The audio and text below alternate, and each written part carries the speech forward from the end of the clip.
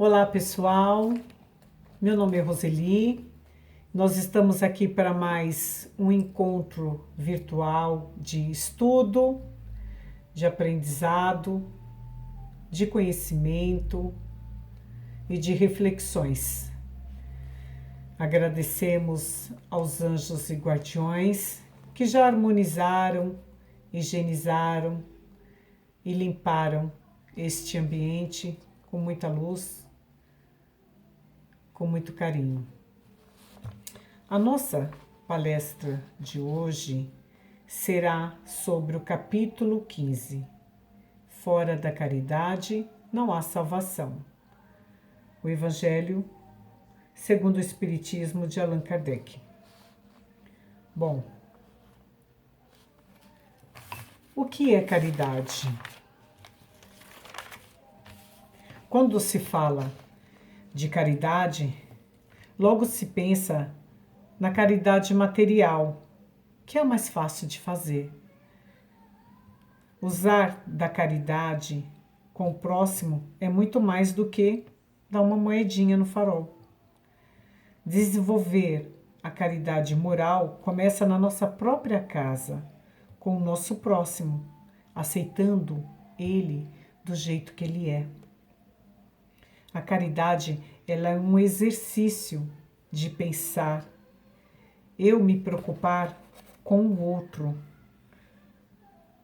Se tiver interesse, já deixa de ser caridade. A caridade, ela é um elo de união entre nós, seres humanos. É reconhecer a irmandade no outro. É ser voluntário em uma casa espírita para servir. Caridade é fazer o bem sem olhar a quem. É o perdão das ofensas. É ensinar as pessoas a caminhar com as suas próprias pernas. A caridade moral é compreender a ignorância no outro. Chico Xavier, ele já dizia que a caridade, ela é um exercício espiritual. Quem pratica o bem coloca em movimento as forças da alma. Ele produziu vários livros e esses direitos autorais foram todos para caridade, em comprar alimentos aos mais necessitados. E Chico fazia tudo isso com uma grande alegria. Nunca para ele fazer essa caridade mostrou que era um sacrifício, muito pelo contrário. Bom, tem um exemplo, tem uma parábola do bom samaritano, logo no início do capítulo 15, que diz o seguinte: um comerciante, ele estava descendo a rua de Jerusalém até Jericó e no caminho ele foi assaltado por ladrões que roubaram tudo o que ele tinha, deixando ele ferido na estrada. Depois passou um sacerdote e, vendo este homem ferido, caído, deu a volta, foi embora. Alguns minutos depois, eis que passa um levita, também fez a mesma coisa, continuou sua jornada e deixou o homem lá ferido. E depois de um longo tempo, eis que passa um samaritano. Este samaritano foi tomado pela compaixão ao ver este homem caído. Ele passou vinho e azeite nas feridas do homem e depois as enfaixou. Colocou o ferido em seu cavalo e deixou-o em uma hospedaria, pagando a diária com 2 moedas de ouro. E o samaritano, ao ir embora, ele pediu ao hospedeiro para cuidar bem daquele homem que ele levou, ferido, e que pagaria os gastos com o doente quando retornasse. Então, gente, aí agora eu pergunto para vocês, qual desses três fez a caridade? Qual deles? Toda a moral de Jesus se resume na caridade e na humildade. O mandamento maior: caridade, humildade, que nos leva à salvação. Completamente o oposto do egoísmo, do orgulho, que só vai nos levar à perdição. Toda a moral de Jesus se resume nisso, na caridade, na humildade. Amem o próximo como vocês mesmos, fazendo aos outros o que gostariam que os outros fizessem a vocês. Respeitem os inimigos, perdoem as ofensas, se quiserem ser perdoados. Façam o bem sem ostentação. Julguem a si mesmos antes de julgar o outro. Jesus ele deixa bem claro que a caridade é a única condição para nós alcançarmos a felicidade. E qual é o maior mandamento? Será que nós realmente praticamos esse maior mandamento? Amar a Deus sobre todas as coisas? Não se pode amar a Deus sem amar o próximo. Não se pode amar o próximo sem amar a Deus. Não podemos amar a Deus sem praticar a caridade para com o próximo. E ninguém melhor do que o apóstolo Paulo para nos falar sobre a caridade, que diz o seguinte, bem didática, né? Apóstolo Paulo: ainda que eu falasse a língua dos anjos, ainda que eu tivesse o dom de profetizar e conhecer todos os mistérios, e ainda que tivesse toda a fé possível, capaz de transportar montanhas, se não tiver caridade, nada serei.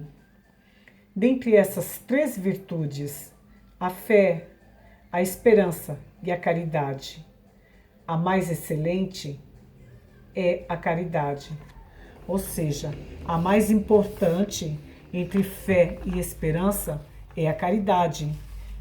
Paulo coloca a caridade acima de tudo. E como nós podemos perceber, o apóstolo Paulo, ele vai mais além. Ele diz que a caridade é a virtude maior de todas. E ele faz uma classificação na caridade benevolente e na caridade beneficente. Mas antes disso, ele diz que qualquer um pode praticar a caridade, do ignorante ao sábio, do rico ao pobre. Ninguém é tão pobre que não possa doar nada. A caridade, ela não é só material. Quando você ouve alguém, um amigo que está precisando de um conselho, de uma palavra amiga, quando você doa o seu tempo numa casa espírita, servindo, fazendo a sopa, distribuindo nas ruas, você está praticando a caridade. Você está doando o seu tempo. Ah, eu não doei nada, eu não tinha nada, mas você doou o seu trabalho, a sua mão de obra. É uma caridade. O apóstolo Paulo, ele vai mais além, mais longe. Ele nos mostra a diferença da caridade beneficente da caridade benevolente. Caridade benevolente é fazer o bem de forma interessada. Caridade beneficente é fazer o bem, pensando o que é que vai ganhar com esta ação. Vocês perceberam uma coisa? Nessas duas caridades, ambas têm fazer o bem. Só que cada uma tem um objetivo, né? E aí eu vou explicar para vocês. Eu vou dar um exemplo que vai ficar fácil de entender essa caridade beneficente. Porque benevolente, vocês entenderam, é fazer o bem e não esperar nada em troca. Já beneficente, por exemplo, é um político. Ele distribui cestas básicas do seu bolso ou alguns prestígios, alguns benefícios para a população, mas ele pede algo em troca dessa cesta básica, desses benefícios. Ele pede o voto. Ele fez o bem? Sim, ele fez o bem. Ele distribuiu cestas básicas, fez alguns benefícios, mas ele pediu uma recompensa. Ele pediu algo em troca desse bem que ele fez. Então, esta é uma caridade beneficente. A caridade benevolente é aquela que você faz algo pelo próximo sem esperar nenhum retorno. Às vezes, a gente faz alguma coisa para alguém, aí fica esperando um obrigado, né? Antes eu achava que tudo que eu fazia de bom para as pessoas, que elas teriam que me falar obrigado. Gente, não é assim. Eu estava praticando a caridade beneficente, né? Porque eu fazia algo e estava esperando algo em troca. Por exemplo, eu como educadora, tô lá dando a minha aula, tudo. Aí alguém fala, nossa, que legal, você tá fazendo uma caridade, né? Mas eu tô fazendo aquela caridade, mas eu tô fazendo bem, mas eu tô esperando o que ali? O meu salário. Então é a caridade beneficente. A caridade benevolente, ela vai muito mais além. Você é com o seu ardor, do seu coração. Ela não participa de forma profunda. O bem está sendo feito, né?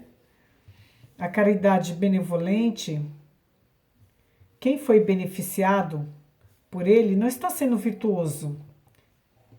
Então, não está sendo caridoso, né? Porque se você fez o bem, mas está esperando algo em troca, então você não fez a caridade.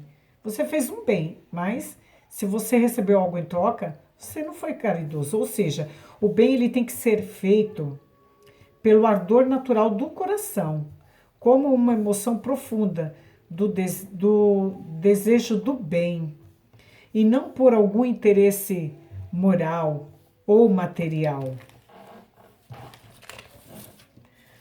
Chico Xavier, ele trabalhava dia após dia com a psicografia consoladora junto às mães que perderam seus filhos, dormindo pouco, mas sempre com muita disposição.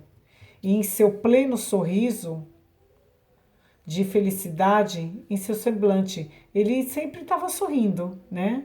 Mesmo estando cansado. Quando nós vimos a caridade de Chico, nós não notamos sofrimento e nem sacrifício, mas sim contentamento, felicidade e alegria.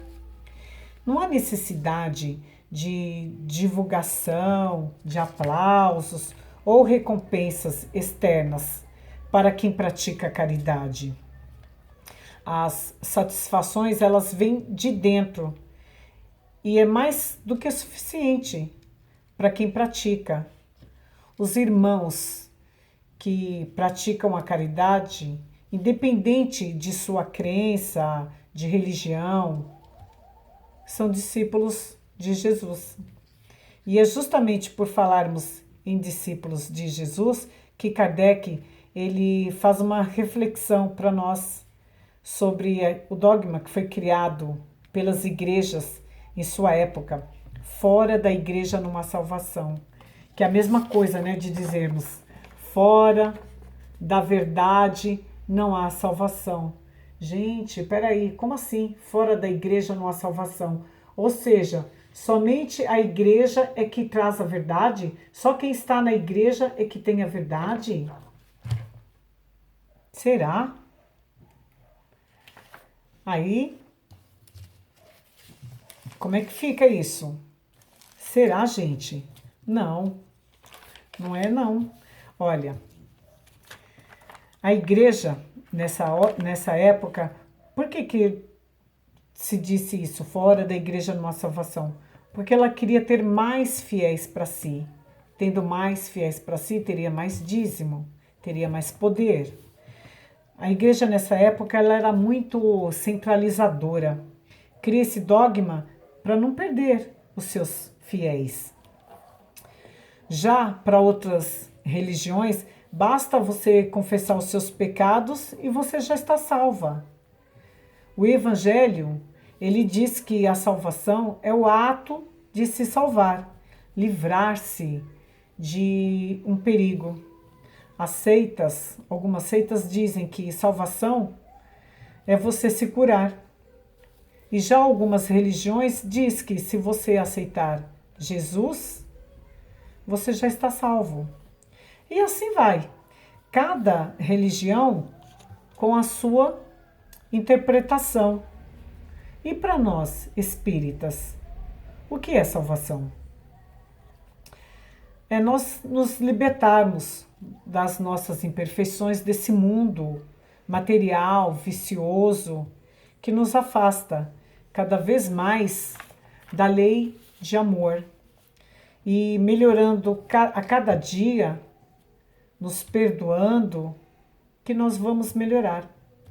É um conceito exclusivista esse, fora da igreja não há salvação, que diz que só a sua igreja, só a sua religião é a salvação, é a verdadeira. Fazendo isso, você acha que só a sua traz a verdade? O Kardec, por isso, em nenhum momento ele disse fora do espiritismo não há salvação. Muito pelo contrário, fora da caridade não há salvação. É uma ideia totalmente falsa essa e exclusivista. A verdade que cada um de nós devemos buscar, qual é? Cada religião vai interpretar a lei à sua maneira, de acordo com a sua verdade. A nossa mente, ela só suporta aquilo que a gente tem condições de saber.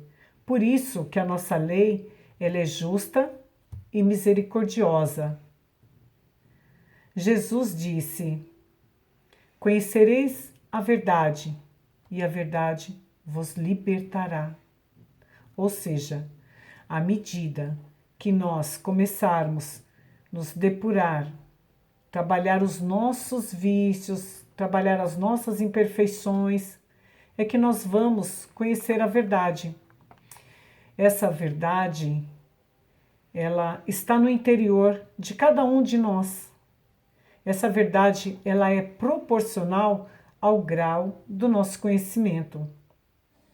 Não importa qual seja a religião que nós estamos seguindo, nenhuma religião nos fará entrar no reino dos céus. A religião ou doutrina deve nos aproximar de Deus e do próximo, e não criar rivalidades. Acabar com essas questões que a minha é melhor do que a sua, somente a minha prega a verdade e a sua não. O papel da religião é nos ligar ao Pai e conhecer o próximo como nosso irmão. Quando todas as religiões saírem desse orgulho que possuem a verdade absoluta e acabarem com essa rivalidade, aí sim nós seremos conduzidos à caridade, que que é o qual nos levará ao Pai. Somente a caridade, praticando a caridade. E à medida que eu começar a ler, a caminhar, a praticar a caridade, é ela que vai me salvar. Que Jesus possa nos abençoar e nos orientar sempre. Não precisa ser espírita ou um religioso para praticar a caridade, porque a caridade, ela é amor. Espero que vocês tenham gostado. Para mim foi um desafio, gostei desse capítulo e eu percebi que caridade vai muito mais além do que a gente pensa. E agradeço a todos vocês e que nós possamos nos encontrar mais uma vez para mais um estudo nesse momento que nós estamos passando.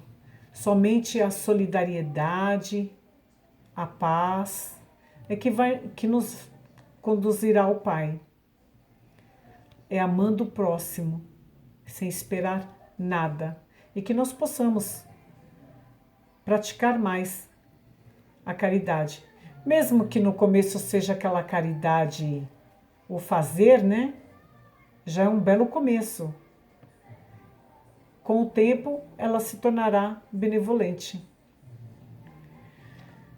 Agradecemos, Senhor, por mais este momento e que nós possamos, através de seu amor, seu carinho,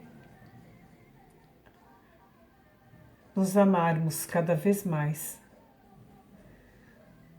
Divino Mestre Jesus, pedimos à Virgem Maria Santíssima que nos cubra com o seu manto sagrado e derrame sobre nós o seu bálsamo para curar as nossas feridas, as nossas chagas, que nós possamos pensar mais no próximo, perdoar mais.